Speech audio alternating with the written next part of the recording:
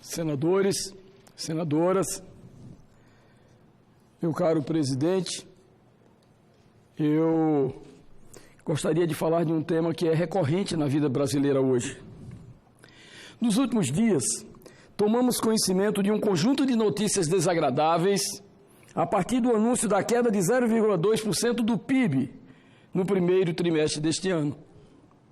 A par desse resultado, que constitui um grande alerta para nós, legisladores, soubemos também que os investimentos sofreram um segundo recuo consecutivo, caindo 1,7%, enquanto o consumo das famílias evoluiu nesse período apenas 0,3%.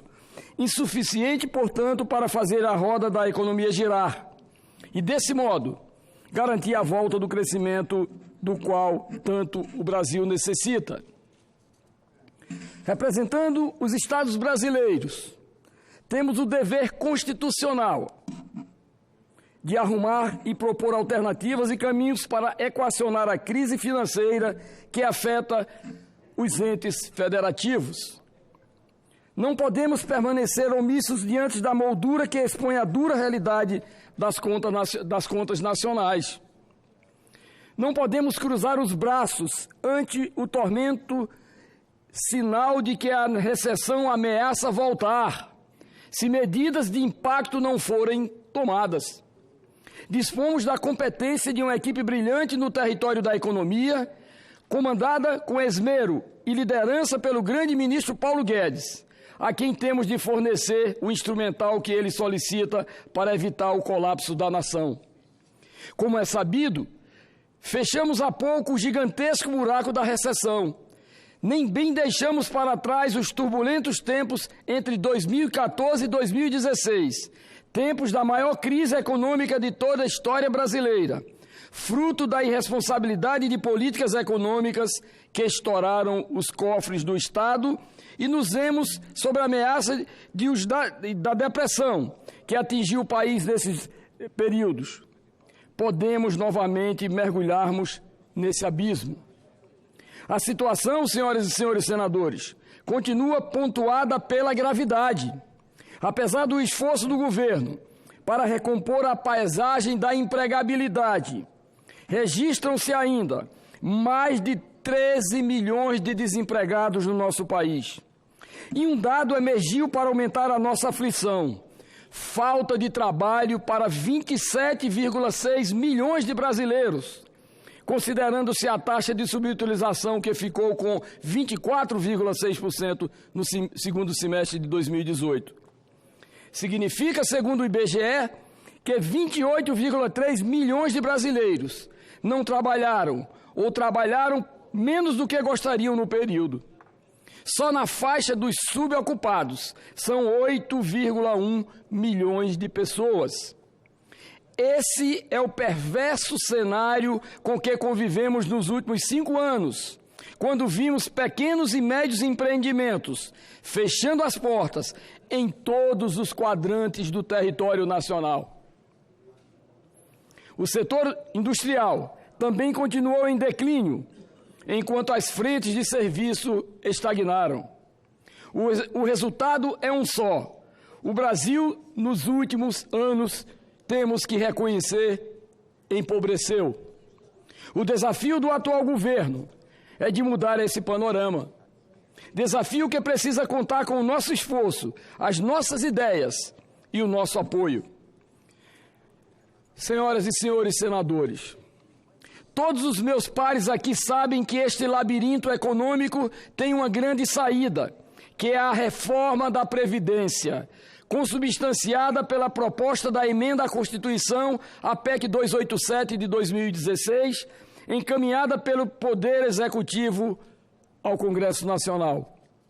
Como todos sabem, esta PEC prevê mudanças profundas para os servidores públicos, os militares e trabalhadores da iniciativa privada. Por ora, encontra-se na Comissão Especial da Câmara dos Deputados, onde já recebeu mais de 277 propostas de emenda. Diante dos horizontes sombrios da economia brasileira e do sofrimento de milhões e milhões de famílias, conclamo colegas desta Câmara Alta a se unirem ao esforço cívico pela aprovação da reforma da Previdência, a qual deve seguir outros projetos de reforma, como a reforma tributária. Temos de nos convencer, no sentido de urgência, que esta nova Previdência carece. Sua urgência se faz necessária para reanimar a frente dos investimentos, reativar todos os setores produtivos, dar propulsão à economia como um todo e, assim, a estabilizar a vida social da nossa nação. Prolongar sua tramitação no Congresso significa agravar a agonia de milhões de brasileiros. Significa retirar o sentido do futuro de pequenos e médios empresários, que são os que mais empregam no país. Significa afastar os investimentos internos e externos, que são os que, na verdade, sustentam o crescimento de qualquer economia. É verdade que só a reforma da Previdência não soluciona os problemas do país, mas ela simboliza a porta para novos tempos e novas proposições. Cabe a nós a responsabilidade cívica dos patriotas.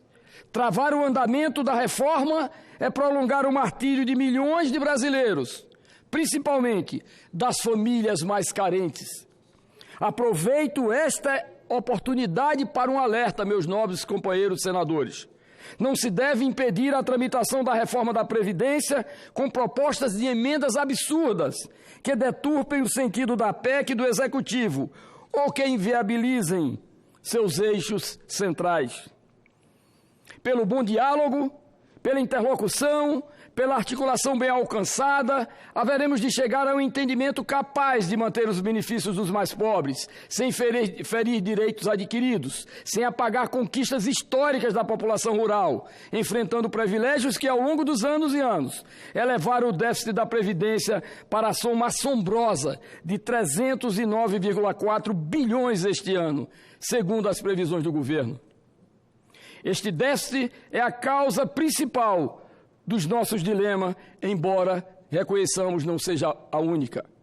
Vamos esperar na sequência a reforma tributária e, quem sabe, outras propostas de mudança, podendo até completar o aperfeiçoamento com a reforma política. E aqui eu gostaria de deixar um exemplo bem claro e tácito, minha gente. Vejam, não se pode governar um país desta forma, com 30 partidos que compõem as casas, a Câmara e o Senado.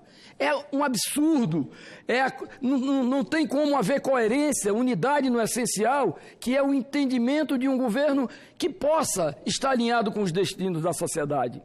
Por tudo isso, é que esse pronunciamento é veemente. E, em um gesto a um companheiro e amigo, eu gostaria de ceder a palavra, porque eu tenho certeza que as suas manifestações, elas sempre, nobre senador, elas engrandecem qualquer pronunciamento aqui deste púlpito. Senador Chico Rodrigues, eu quero o equilíbrio de Vossa Excelência.